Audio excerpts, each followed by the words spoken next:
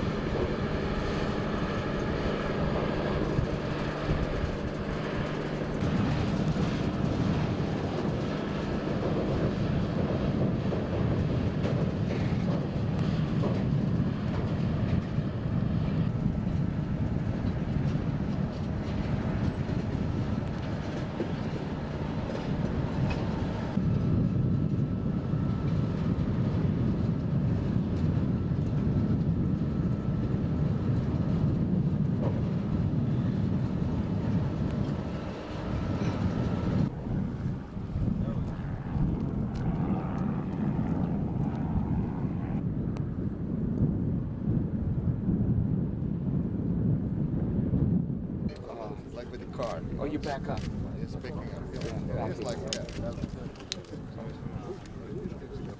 Fetteroy Pervi et Page.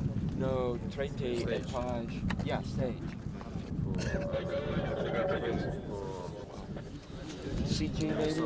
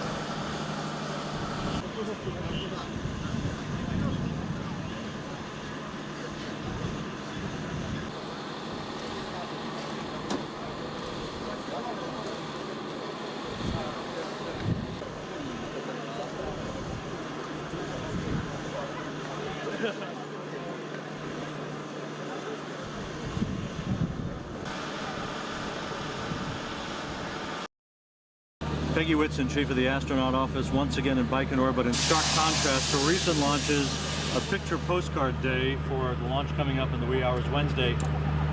What are your thoughts here as we embark on yet another mission, but this time the mission that re-ups the crew to 6 and closes out the space shuttle era? Well, this is an exciting mission. Mike Fossum, Satoshi Furukawa, and Sergei Volkov are going to join the 3 crew that are already on orbit, getting us back up to a crew of 6. We're excited about it. They will be actually, in this next month, preparing for the last shuttle flight, STS-135's arrival in July. And all the activities are pretty much a prelude to that shuttle launch, because this space station crew, Mike Fossum and Ron Guerin, who's already on orbit, are going to actually be performing the EVA during the STS-135 mission. So that's kind of a unique novelty for this mission, in addition to the fact that obviously it's the last shuttle mission. Fossum, in the last 2 weeks here in Baikonur, has almost been like a kid in a candy store. You've talked to him. What are his thoughts, his feelings, just about on the eve of launch? Oh, he's really ready to go. He's looking forward to the mission. They have a great crew. They have great camaraderie in this crew, and I'm looking forward to just their interactions with the ground. I hope they'll enjoy them as much as we have during their training flow. Obviously, everybody talks about this bittersweet transition moment in history. What are your thoughts as pretty soon we are to depend on the Soyuz for the next foreseeable future, the near future, exclusively for rides up and down? Well, the Soyuz is a very reliable vehicle, and we have a good partnership worked out with our Russian counterparts. I think it'll work out. We are hoping for a replacement to fill our gap on the U.S. side as soon as possible, obviously.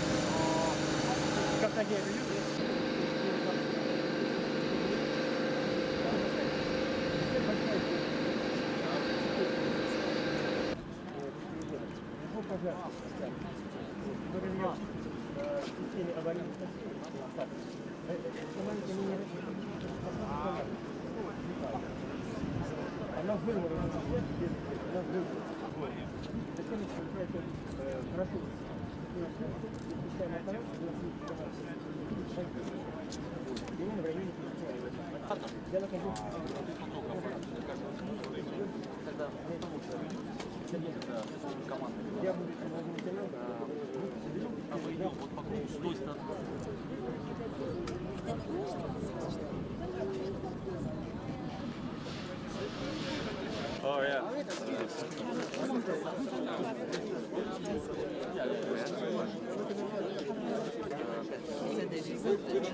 Yep. More like 80. And are you back to say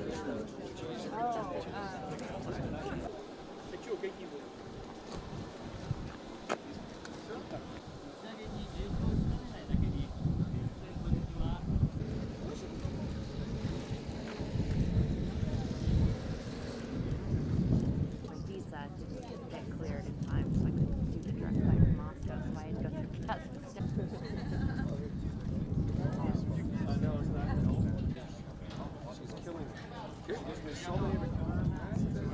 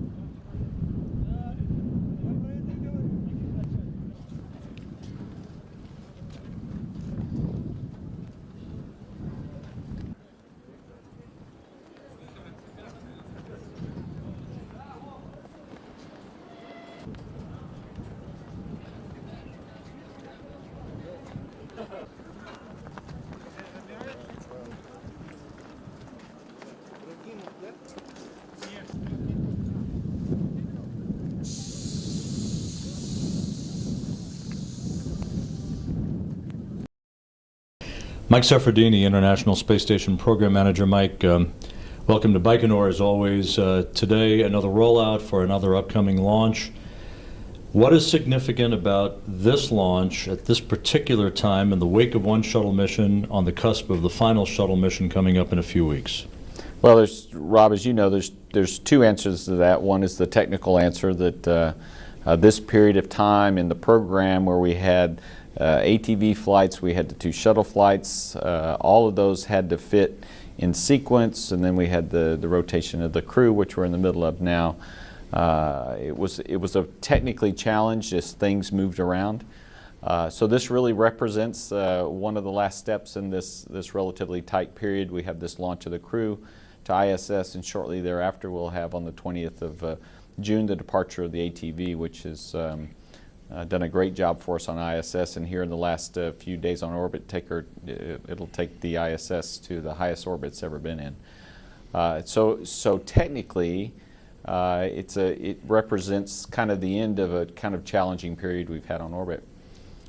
But also, as you know, this will be the last shuttle flight to ISS, and so this particular crew will see that historic event occur in the ISS program. Of course, ISS wouldn't be here without the shuttle program. We have means and ways to maintain the station without the shuttle. She was necessary primarily for assembly purposes.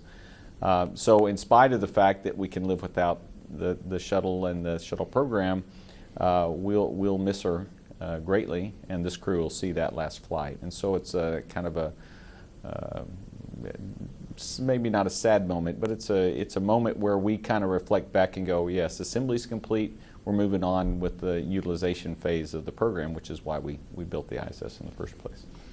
Once Mike Fossum and Satoshi Furukawa and Sergei Volkov reach the station, you have a rather sublime blend of veteran and first-time flyers, but a tremendous amount of experience.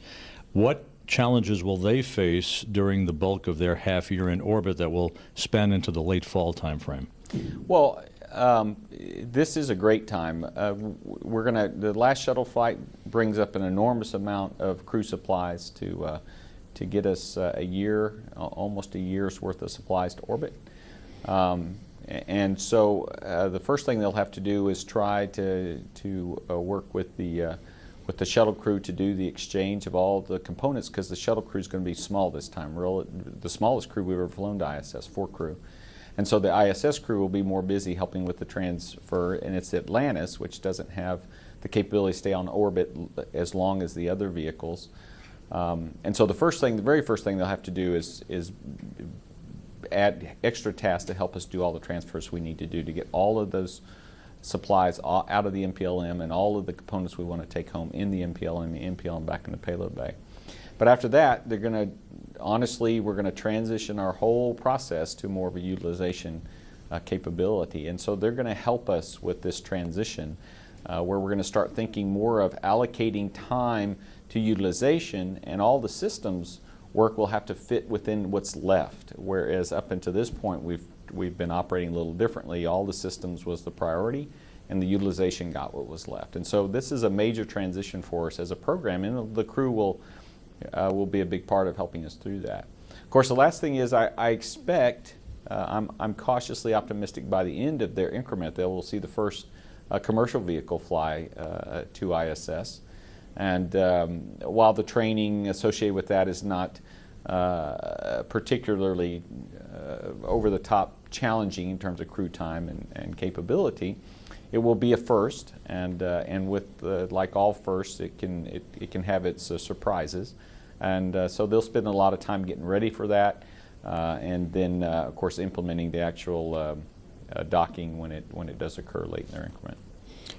And the final question to that, Mike, is people are naturally interested in how the timetable is going for the development of SpaceX's Dragon and Orbital Science's Cygnus spacecraft, and whether or not, frankly, you feel confident that they're going to come online to pick up the baton here. Well, there's coming online, and there's coming online in time.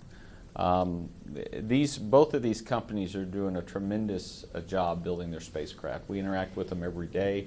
They've got a lot of bright young engineers, well equipped and very dedicated, who are building what appear to be tremendous spacecraft. However, even the most experienced companies will project a date when a new system will come online. You see it in the aircraft industry is the one I can think of off the top of my head that we hear the most of, but miss their dates. So while I expect this to slip to the right some, I do expect them to come to ISS in the near future. And one of the reasons why we flew STS-135 was to give us the additional supplies on orbit in case they do tend to slip to the right a little bit. Today they're both shooting for the end of this calendar year, and we're optimistic. We're cautiously optimistic they'll make that. However, we have about a year's worth of margin in case they hit snags along the way, normal kinds of things you see in developing a new spacecraft, which you can expect.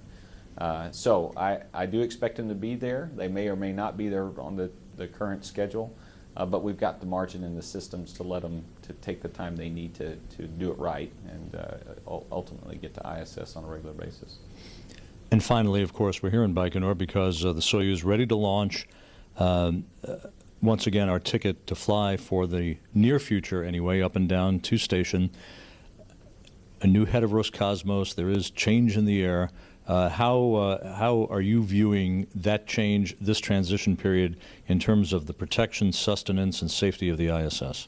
Well, you know, as in any system, the head of the system can cause changes, affect changes.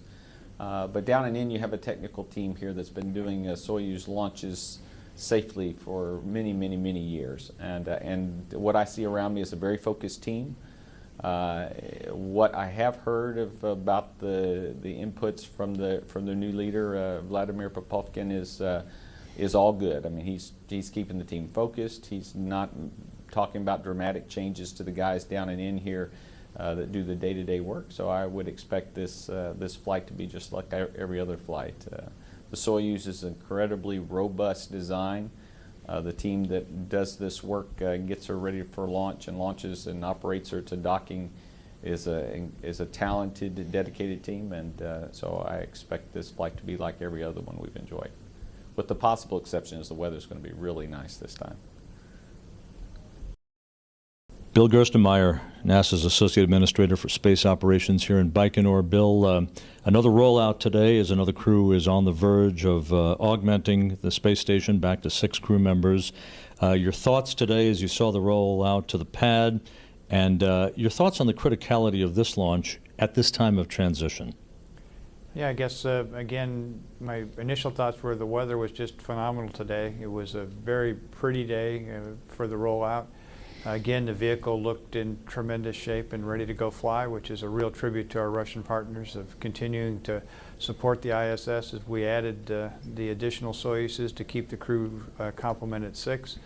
I also think about the crew on board space station that are currently at 3, with Ron being our single person on the ISS, and I think it'll be exciting to get another crew member, to get Mike up there with him to continue with utilization. So I look very much forward to this next phase when we get 2 U.S. crew members back on orbit and we pick up that pace of utilization back on space station. You know, you look at the rollout today, you look at the operation, which has replicated itself for 5 decades now, and at this time, where so many vehicles have come and gone, and this choreography that we've talked about before, shuttle missions, cargo vehicles flying back and forth, the city in the sky that people call the International Space Station, this has been a fairly remarkable first half of the year, has it not? Yeah, I think when I just look at the vehicle traffic that's occurred this first portion of the year, it's pretty amazing. You know, the last shuttle flight was very demanding with the 4 spacewalks. Adding the AMS to space station was a big deal. Still, the progresses that are coming and going, the ATV that's currently docked, there was just recently a fairly large maneuver to reboost the space station with the ATV. That entire choreography and working all this out just kind of passes underneath the horizon, and folks don't see what's really going on or appreciate the complexity of what's happening in space. But the teams have done a tremendous job of staying focused, kind of keeping things moving forward, really planning to do the utilization and operations. I think it's also interesting in Soyuz, even though it looks like it's a repetitive kind of thing, we're seeing the new generation of Soyuz vehicles come online, the digital Soyuz. So even though it looks to us from the outside that it's just kind of the same vehicle, things appear repetitive, that's not the case at all. The Russians are continuing to upgrade, continuing to modernize, continue to look at the ways the vehicles operate and make improvements. So I think that's important for us to remember in the spaceflight community, that we stay sharp and we stay good by putting some new changes in, continuing to upgrade, modernize in small areas and keep moving forward. So just as the Russians are making small incremental changes that aren't very obvious to us, those are very important to the overall health of the station. And you see the same thing on board station. You know, Mike is redoing a bunch of components on station. We're going to increase our bandwidth next year so we can bring more data down, et cetera. So these look like static activities, but they are really not. They're continuing to grow and continue to expand and continue to get more capabilities. So again, it's a pretty amazing period, this first portion of 2011, as we kind of really execute all the things that we talked about doing in the years past. And the multinational facet of space station again receives an exclamation point with the arrival of Satoshi Furukawa. The Japanese are extremely excited about his presence on board, and again, if you look at the complexion of how station, from crew to crew, from mission to mission, it is a fairly remarkable activity. Yeah, it's pretty amazing. You know, when I came down here and all the Japanese journalists were here for Satoshi's flight, it's pretty exciting seeing the excitement of them who come down here to see the launch, to kind of see it through their eyes. You know, I've had the luxury and privilege of being here for many times to see the launches. So in a way, I kind of see them as almost a normal event. But then when I see the reactions of the Japanese journalists and the families and the Japanese management to this activity, I see it through a different light, and I see that excitement again come back about what we're doing. And it reminds me of how special what we're doing in space and these launch activities really are. So the chance to have work with the international partners and bring them in and get to see their new excitement in this activity is really something that's pretty special for me.